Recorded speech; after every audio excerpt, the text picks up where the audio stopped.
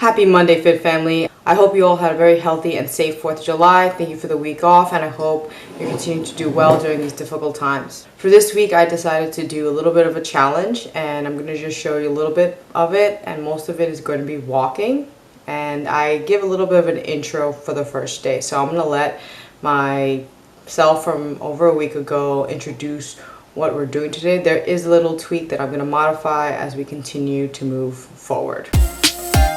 So today is June 29th, and I woke up and I had a crazy idea that I wanted to try to walk about 50,000 steps in about 5 days. So I'm going to try to walk 50,000 steps a day for 5 days just to see what happens. Want to clear my head, want to get walking in, just curious and see how my body's going to react. So the first thing I'm going to do is I'm going to walk to work, which I live in Astoria, my work's in the city.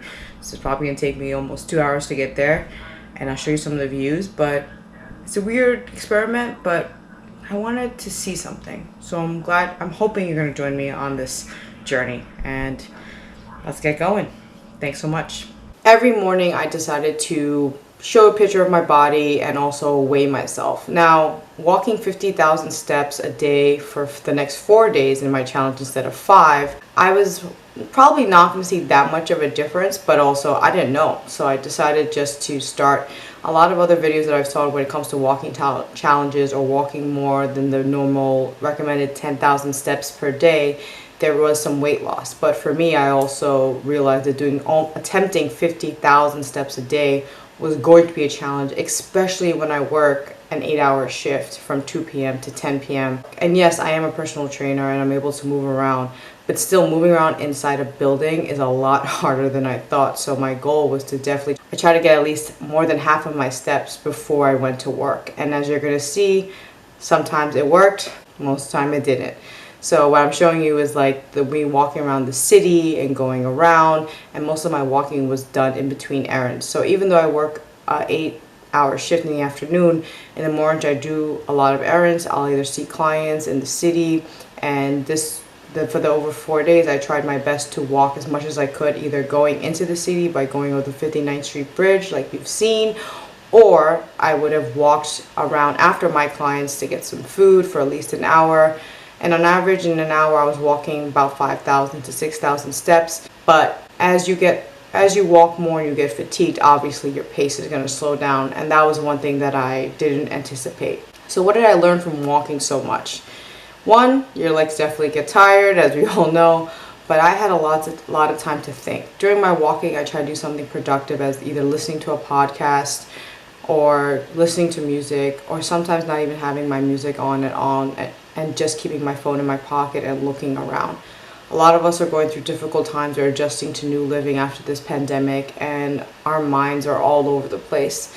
And especially for me, for the last couple of weeks, just trying to figure out certain things that I want to change and improve, and new challenges that I want to take on.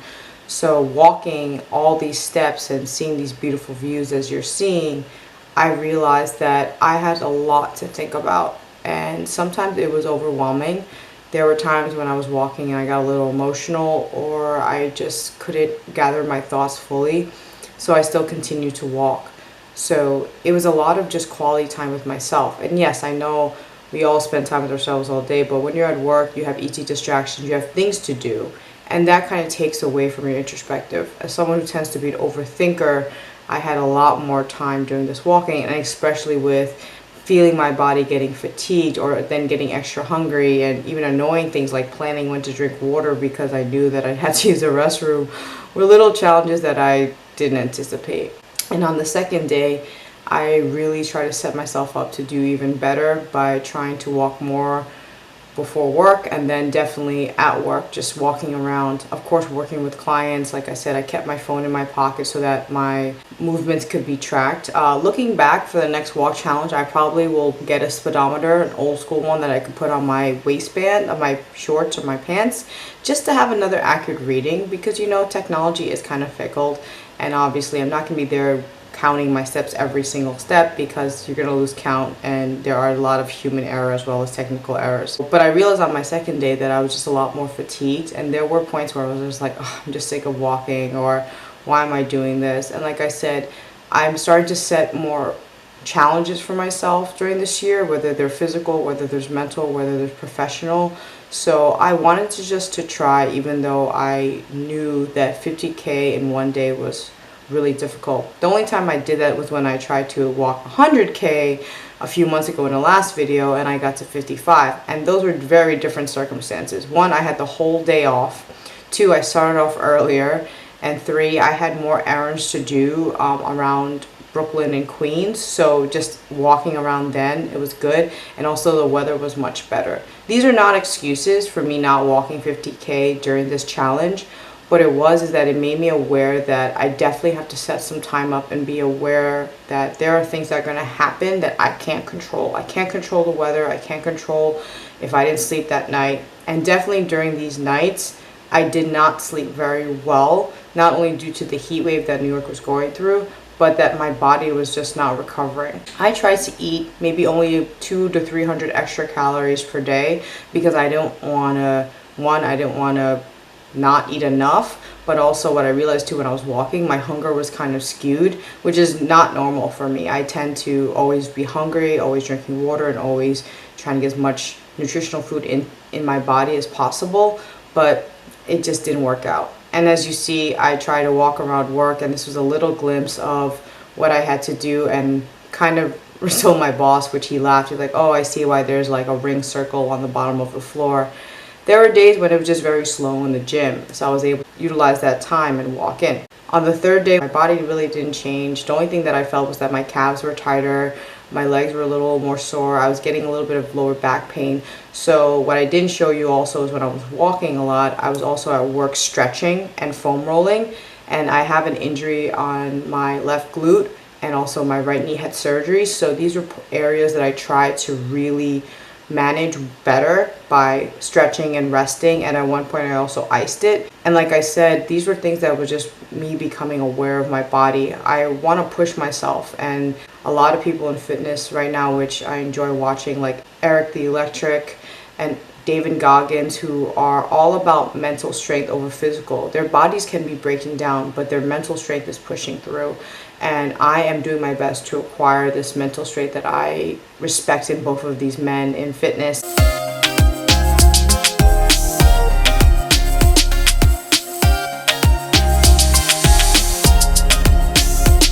And then on the morning of my fourth day, my weight had gone up, and that's because I was really hungry and sleep deprived. So I woke up in the middle of the night and had a really big bowl of cereal. And normally I'm really trying to cut down on my middle of the night eating because I know that at the end it's going to have dangerous effects for my health, just because my family has diabetes in the family. So I'm trying to really regulate it. It was just something I was aware of.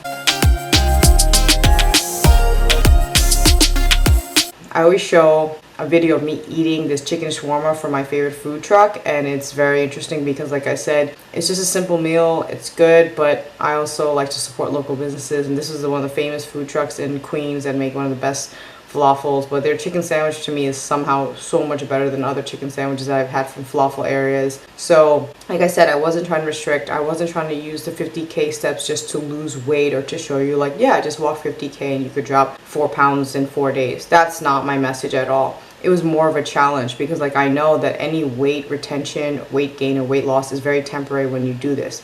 Now if I walked 50K every day for a month, that would be a definitely different story.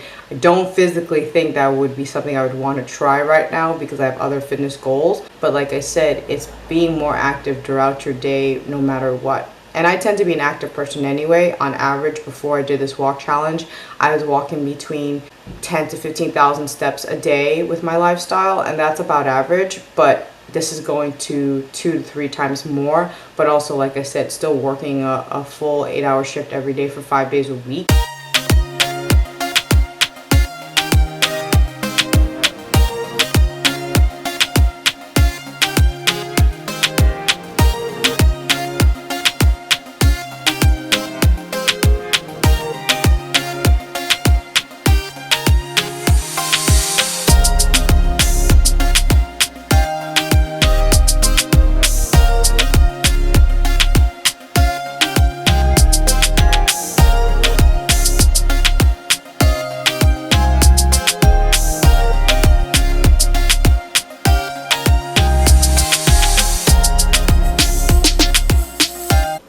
guys, so this is the last day I tried to walk 50K in a day. As you can see, I'm wet. My shirt is actually wet because I was walking home and it decided to rain. And I'm a person who loves to be in the rain. I know my glasses are all messed up. So I decided just to continue walking. Now, did I end up hitting the goal that I wanted to try to hit 200K steps in 4 days? No, but you got to see and wait a little bit longer to see how many I actually did. Thank you so much, and sometimes you just gotta walk in the rain, enjoy yourself, and that's what I like to do.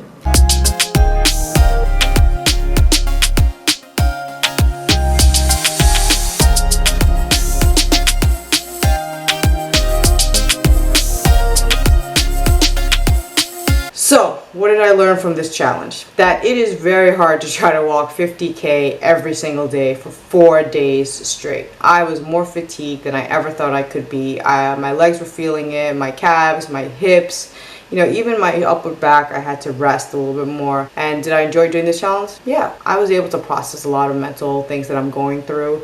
I was able to give myself some grace. I was able to just learn more about myself during this challenge. Now, even though I felt kind of bad that I didn't hit 50K every day, at least I didn't quit. And believe me, there were moments that I really wanted to quit, when I was just too hot, when it was raining, when I was at work and I was stressed out. But it was able to give myself something of a distraction. I'm like, look, just walk. And every time I did walk, even for an hour around work, I was able to clear my head and get refocused and realize what all the work that I've done on myself this last couple of years. And I don't want to go back. I want to keep pushing forward and bring better messages to you about how you can do a lot of things, even when you doubt yourself, even when things don't go well, and don't get done the way you thought you could. I'm going to try again. I'm going to try even harder next time. So for me, it was just a good message. I want to thank you all for being here. Please like and subscribe. Please leave a comment. I want to give you more videos. Otherwise, I'm just giving you videos of things that I know would be helpful for me. And that's great, because looking back, I wish I had someone who was older, who was giving me this type of advice of, you are more than your body. You are more than capable. You really can do anything that you put your mind to. But you also have to be prepared for all the hard work that it entails. And some of the hard work you never are going to anticipate. But as long as you love yourself and trust in yourself, you can do it. All right, I'll see you guys next time. Be good, be kind, and always be you.